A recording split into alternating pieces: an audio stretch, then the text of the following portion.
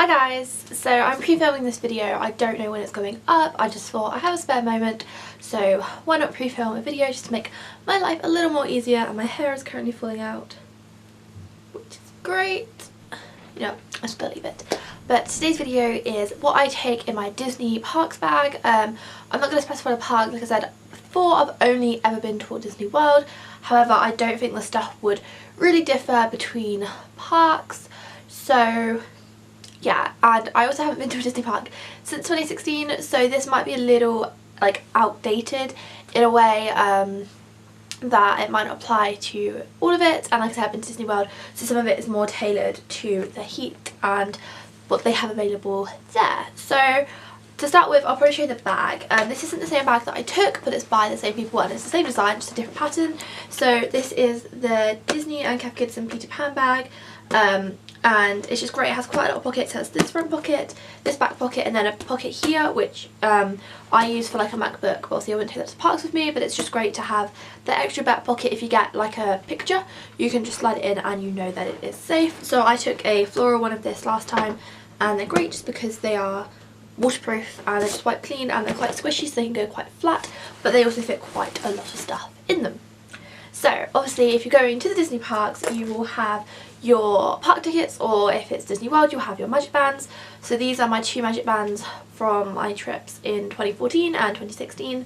As you can see, I have kind of designed this one, which is really cute, and this one is just plain, and they're both pink because I want to keep it the same. And these are the old style magic bands. I'm aware that there are new ones which are different, so in case anyone's wondering why these look a bit weird. So once you have your bag and your tickets to go, you're going to wonder what you need to put into it. So one of the first things I think is a good thing to start with is like a little grab bag, as I call it. So kind of like a medical kit and things that you know your family will need. So any medicines, plasters, I have a little spray in there, and just any like wipes or stuff that you think you might need during the day that you can also interchange between bags. So you might have this on your checked luggage, and then you just put it into your park bag, and then you put it into like a bag if you're going out, especially if you have kids or just you're clumsy like me. It's always great to have this type of little pouch. I'd say one of the next things, especially if you're going to the parks when it's warm and sunny, so this could even apply to Disneyland Paris, is sunglasses. I keep mine in a little glasses case because I wear glasses, so often I interchange between my glasses and my prescription sunglasses.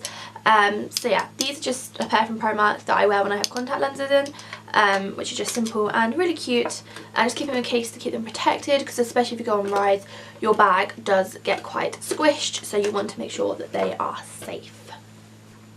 Kind of talking about things being protected, for my phone, which is currently charging, but obviously you'll take your phone because quite often it's useful for park times and you can write stuff down, and for like pictures, especially if it's Disney World, you have like the app and stuff. So I have this little pouch for when we go on wet rides like Splash Mountain, that's probably the only really wet one there is, or Kilimanjaro, the Cali Rapids at Animal Kingdom. This is great just to keep your phone safe. It's waterproof. This is also a camera pouch, so that's what I'm coming on to next. So I can interchange it if I feel like, oh, my phone might be safe, or if I put it in a different pocket, like the front pocket of this bag. But sometimes I just want to protect something a little bit more just to be on the safe side. I will use this.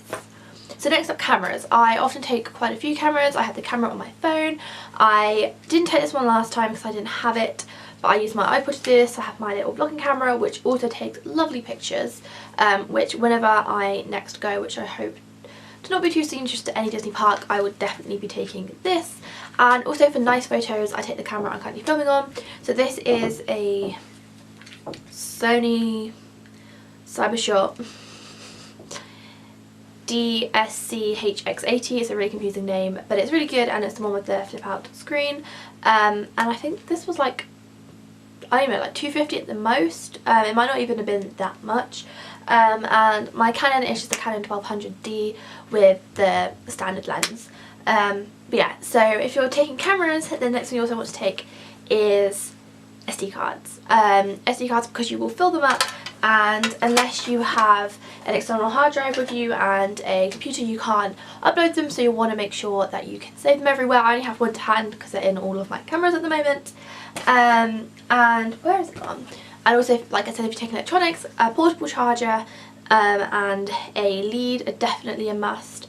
This leaf's kind of broken, I don't know what it's doing at the moment, but this is really useful, especially if you're going to Walt Disney World and you're using the app. It does drain your phone and you're using it constantly to check passes and stuff and for photos, so definitely take a portable charger. There are charging points, however they're normally very busy. I don't even recommend a portable charger, especially one that's quite light, but some people like the bigger ones that can charge your phone multiple times. It's personally just up to you. And yeah, so this is just advice on stuff that I personally take, and you will see in a little bit that some of it is quite stuff that I like. Also, going back to kind of easy stuff that probably everyone should take that's quite practical, as hand sanitizer. This is a Stitch one I got in the parks. I have just been refilling the bottle, washing it out and refilling it, and this actually clips on to the side of your bag. So, or what I used to do is I'd clip it on to the, oh my god, what's it called? The zipper, but then have it inside my bag so like people couldn't take it off, but then it was just easy to whip out. So like after you've been on a ride and you're going to eat something, or before you have dinner, or if your hands just feel a bit gross, definitely hand sanitizer all the way.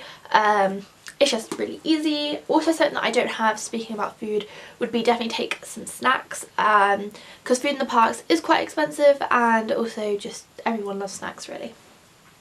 And then I don't have an actual water bottle, so this is just my current standing, but I personally like to take a water bottle.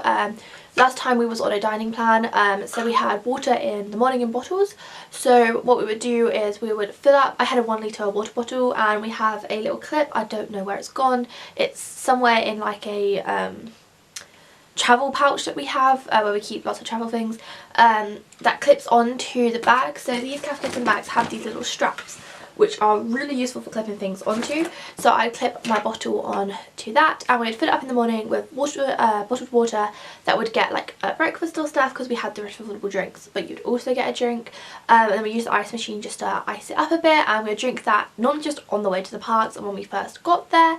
And then you can actually ask for just ice water, or there is water fountains about just to top it up, which I would definitely recommend, because personally I don't like using loads of plastic water bottles. Like I said, we got them free with the meal, so we use them in that way, but again, I don't really like using plastic water bottles, disposable ones, so that is a great solution. And also it just is cheaper, it stops you constantly buying water, because you do have to drink a lot, especially if you are in one of the warmer parks. But yeah, just general, you need to keep your water intake up no matter what park you're at, because it's quite easy to forget to keep drinking whilst you're having a lot of fun.